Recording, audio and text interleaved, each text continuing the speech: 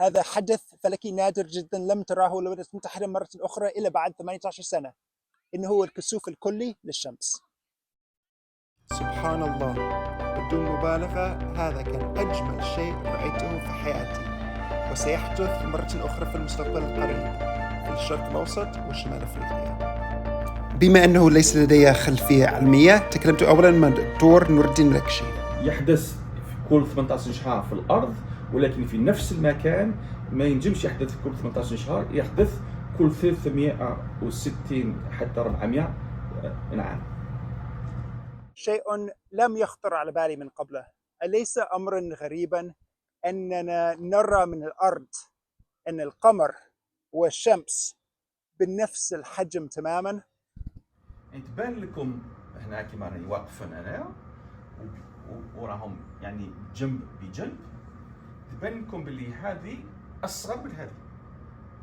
مع أن الشمس أكبر من القمر ب 400 مرة، فإنه أيضا أبعد في المسافة عن الأرض ب 400 مرة. كنت مترددا بعض الشيء فيما يخص السفر. أنا مقيم هنا في مدينة بوسطن، والتي فيها كسوف شمسي جزئي بنسبة 92%، ولكن الدكتور نور الدين أقنعني أنه لا يوجد وجه المقارنة بين كسوف جزئي وكلي.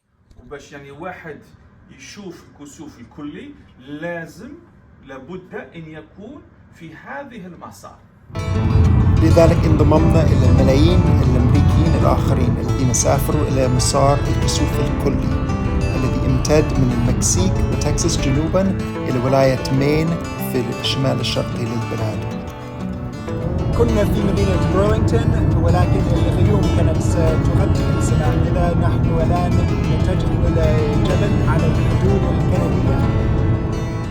وبعد القيادة لمدة ساعة توقفنا في حقل في الريف، حيث تجمعت بعض الأهالي لمشاهدة الكسوف. I've never seen a solar eclipse before. In 2017, I really wanted to, but it was, I think, a week or two before my college started back up for the summer, and my parents didn't want me doing a huge road trip by myself that close to college, and I've kind of been regretting it for the last almost 7 years. So I came from Virginia all the way to Vermont for this one, not missing it, you know. What are you doing every 5 minutes?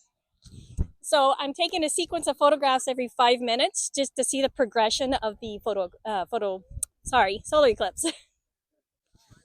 الآن 3 دقائق حتى الكسوف الكلي للشمس، ودرجة الحرارة انخفضت بشكل ملحوظ، فقد يكون بين 5 و7 درجات مئوية خلال النصف ساعة قبل الكسوف الكلي للشمس. نصيحة مني، حتى لو يكون عندك آيفون جديد تصور به الشمس بشكل مباشر، هذا لن يعكس مدى سحر هذه اللحظة. لحسن الحظ كان هناك بعض المصورين في مكان قريب الذين شاركوا صورهم معي. هذه عبارة عن فاصل زمني مدته 12 دقيقة سجله تشارلز تايسون بطائرته بدون طيار. وفي هذه الصور التي التقطها رفاي سيال يمكنك رؤية خزرات بيضي، وهي ظاهرة عندما تضيء الشمس الجبال والوديان على سطح القمر. This was probably one of the most amazing things I've ever seen.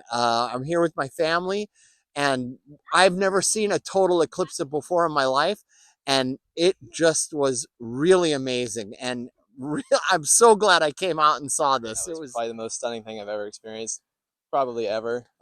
It was well worth all of the driving and driving through the night till 4 a.m. and everything. And الولايات المتحدة لن تشهد كسوف شمسي كلي مرة أخرى حتى عام 2044. وإحنا في الجزائر عندنا هنا حظ كبير، لأن الكسوف الكلي للشمس في 2027 يمشي من المغرب للجزائر إلى تونس ويحبط جهة مصر ثم اليمن ويروح من ثم. وفي الجزائر يعني وين نجموا نشوفوه يكون في الجهة الشمالية للجزائر وبالأخص في وهران. whatever you can, do whatever you can to go see one of these. القاهرة نسبة الكسوف فيها 94%، والجزائر العاصمة 99%. ألا يكفي؟ صراحة لا. أنا نصيحتي لكم أن تسافروا داخل المسار. مدينة طنجة في المغرب، وهران في الجزائر، بليدة في الجزائر وغيرها، سفاكس في تونس، الأقصر في مصر. أخيرا المكان الذي أنا شخصيا أريد أن أكون متواجدا فيه في 2 أغسطس عام 2027 مدينة مكة المكرمة. كي تروحوا تشوفوا كسوف كلب الشمس ديروا الوتر.